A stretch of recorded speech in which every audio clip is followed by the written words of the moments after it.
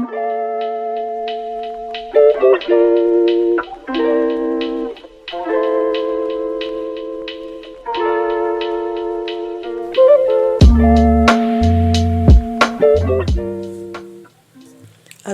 Navalny, criminal, fraudster and puppet of imperialism. Alexei Navalny is lionised only because he is a puppet of imperialism, a willing tool in the US and British drive to war against his supposedly beloved native land. Written by Harpal Bra. Lately, the imperialist print and electronic propaganda arms have devoted an inordinate amount of time and space to the case of the notorious criminal and fraudster Alexei Navalny. Prestigious newspapers have day after day given him front-page coverage. Media organisations from the BBC to CNN have devoted countless hours of their peak time broadcasts to the case of this supposedly, quote, courageous fighter valiantly fighting in Vladimir Putin's Russia against corruption, for fairness, human rights, the rule of law, and such like guff.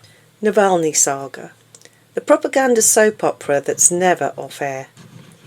We begin with the latest instalment of the never-ending Navalny saga.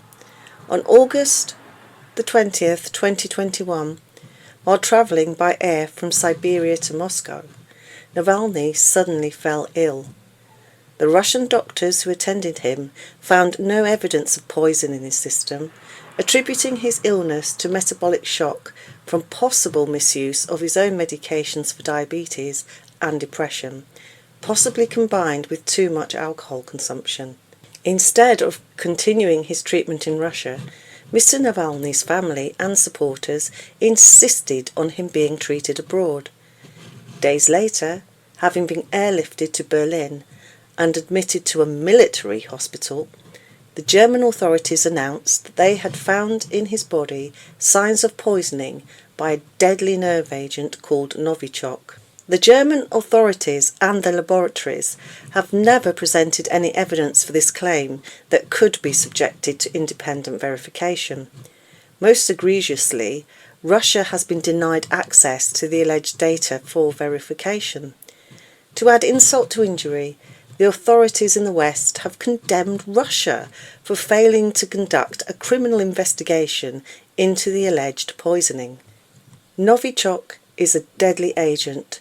Such is its toxicity that if indeed Navalny had been subjected to it, dozens of people travelling with him in the flight from Siberia, as well as those in the hotel where he stayed, would have been affected also, yet no one was. The authorities in Berlin have not been able to give any explanation for why this might be. One can only conclude that they are in the business of fabricating evidence, hence their refusal to share their data with the Russian Federation. For 5 months, Navalny stayed in Berlin as a guest of the German government, attracting the attention of the most powerful machine for spreading lies, falsehoods, half-truths and deception that goes by the name of news media in the centres of imperialism, being portrayed as a victim, allegedly of Putin's authoritarian rule. During his supposed recuperation, Navalny managed somehow to find media resources, purportedly to make phone calls to a Russian Secret Service member who, we are told, confessed to a plot to assassinate Navalny, a plot which Navalny, not unexpectedly, claimed had originated with the Kremlin authorities at the highest level. Russia has dismissed this absurd claim as a fake. These accusations were instantly amplified by the imperialist media and the political and ideological representatives of several imperialist countries, big and small, from the US, Britain, Germany and France, to their junior flunkies such as the Netherlands, Scandinavian countries and Australia. All of this is a continued piece of political theatre aimed at bringing about regime change in Russia and at extending the drive to war against it, as well as against China. Mr. Navalny has been nominated for the Nobel Prize. He has been described as the present-day Nelson Mandela. In an anonymous editorial in the, quote, Progressive Guardian, it was stated that Navalny's, quotes, "Bravery needs backing," end quote. The Nord Stream 2 project to carry natural gas from Russia to Germany should be scrapped, stated the European Parliament on the 6th of January, the day of Joe Biden's inauguration as the US President, thereby opening the European gas market to the much more expensive US gas exports. A corrupt and unpopular racist. As a matter of fact, Navalny is not a brave fighter against corruption, let alone Russia's Mandela. He is a thoroughly corrupt, racist and nationalist nasty. He is a thoroughgoing and unpopular flunky of imperialism. A Russian version of Venezuela's Juan Guaido, ready to sell his motherland for 30 pieces of silver. The imperialist powers are doing everything they can to use him to get President Putin's government either overthrown or voted out. Mr. Putin, of course, is not a socialist, let alone a Bolshevik, but, unlike his perpetually drunk and thoroughly corrupt predecessor, Boris Yeltsin, he defends Russia's national interests and is an impediment to imperialism's attempts to colonize Russia and dominate the rest of the world. Hence the visceral hatred with which he is met in the imperialist countries. On returning to Russia from Berlin on 17th of January, Navalny was detained and subsequently jailed for 2.5 years for perfectly good legal reasons, for having mockingly breached his parole licence terms. He is a convicted felon found guilty of fraud and embezzlement in 2014 in relation to a timber company called Kirovles. His jail sentence was suspended on condition that he report to Russia's prison authorities, a condition which he has repeatedly breached. As a matter of fact, he has been treated very leniently for someone who was proved to have embezzled something like £250,000. Had he committed this crime in the USA or any Western European country, it is unlikely he would have got away with a suspended sentence. An asset of imperialist disinformation machines. Navalny's, quotes, anti-corruption organisation, the FBK, is deeply embedded within the West's vast intelligence and spy network. The Russian intelligence services have released sting video footage showing Vladimir Ashurkov, the executive director of FBK, meeting in 2013 with suspected MI6 agent James William Thomas, who operated out of the British Embassy in Moscow. In this clip, Ashurkov can be heard asking for $10 to $20 million so as to generate, quotes, quite a different picture on the Russian political landscape. In 2018, Ashurkov's name appeared in leaked documents exposing a covert United Kingdom Foreign and Commonwealth Office influence network called the Integrity Initiative, operating under the cover of a think tank by the name of the Institute for Statecraft, which concealed its own location through a fake office in Scotland. Run by a group of military intelligence officers, it is worked through an assortment of media and political influencers to heighten tensions between the West and Russia. Listed among the London cluster of anti-Russian influence was Ashurkov. The group's aim was to weaken Russia and do everything to prevent the normalisation of relations between that country and the West. Several prestigious broadcasters and news agencies, including the BBC and Reuters, cooperate with and receive funds from the British state for their collaboration to destabilise Russia through anti-Putin narratives. Reuters boasts of having 15,000 journalists in its global network of influences, including 400 inside Russia. The UK FCO projects were undertaken covertly and in partnership with self-professed independent, high-profile online media outfits, including Bellingcat.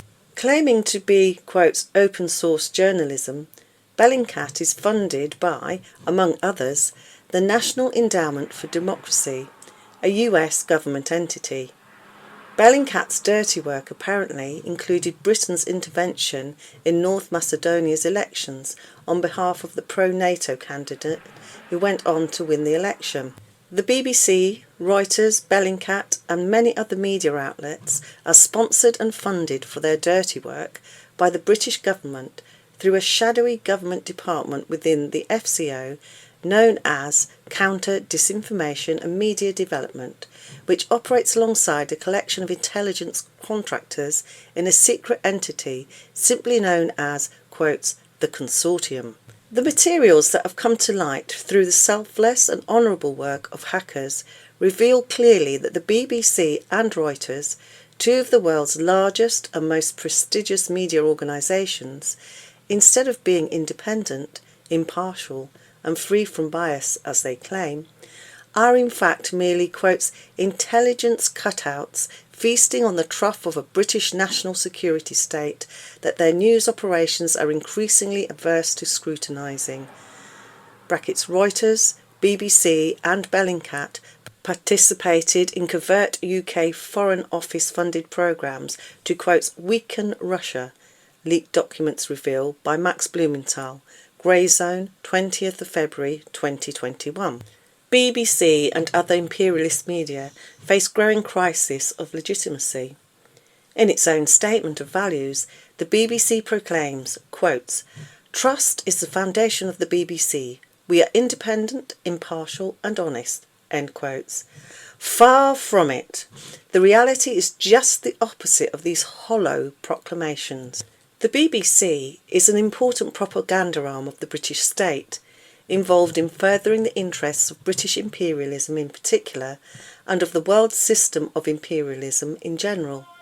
It works on the propaganda and ideological front for the same purposes as NATO does on the military front and the World Bank and International Monetary Fund, IMF, do on the economic front. More and more people in the world, including people in Britain and other imperialist countries, no longer trust what emanates from these supposedly independent media organisations, which are guilty of precisely the practices of which they accuse the broadcasters of Russia and China. Like Ivan Turnagev's devil, they denounce most of all those sins in which they themselves indulge so shamelessly with gay abandon. One of the many projects that this network of imperialist governments, broadcasters, news agencies and magazines are involved in setting up is a YouTube network in Russia and Central Asia to propagate the message of Britain and its NATO allies, all in the name of, quotes, promoting media integrity and democratic values. The most prominent YouTube influencer is none other than Alexei Navalny, a previously marginal nationalist figure. Writing about the activities of the BBC, Reuters and such like broadcasters, Max Blumenthal of the Grey Zone says, quotes, while they hammer away at, quotes, authoritarian states and malign Russian activities, they have little to say about the machinations of the powerful Western governments in their immediate midst. Perhaps they are reluctant to bite the hand that feeds them. Navalny is presented in the Western media as the most important opposition leader in Russia, heroically battling President Putin's authoritarian rule. He is nothing of the kind. Indeed, he is a non-entity in Russia. No amount of imperialist lying propaganda can install Navalny in the Kremlin, any more than such a propaganda barrage, hand in hand with the sabotage and economic sanctions, managed to install Juan Guaidó as the president of Venezuela. The contrast between the imperialist government's treatment of Alexei Navalny on the one hand and Julian Assange on the other by their various propaganda arms is stark indeed. While Mr. Assange is being punished for exposing the war crimes of Anglo-American imperialism during their predatory 17-year-long war against the people of Iraq, which has claimed the lives of close to 2 million people, Navalny, the fraudster non-entity, is being lionised. Why? Precisely because he is a puppet of imperialism.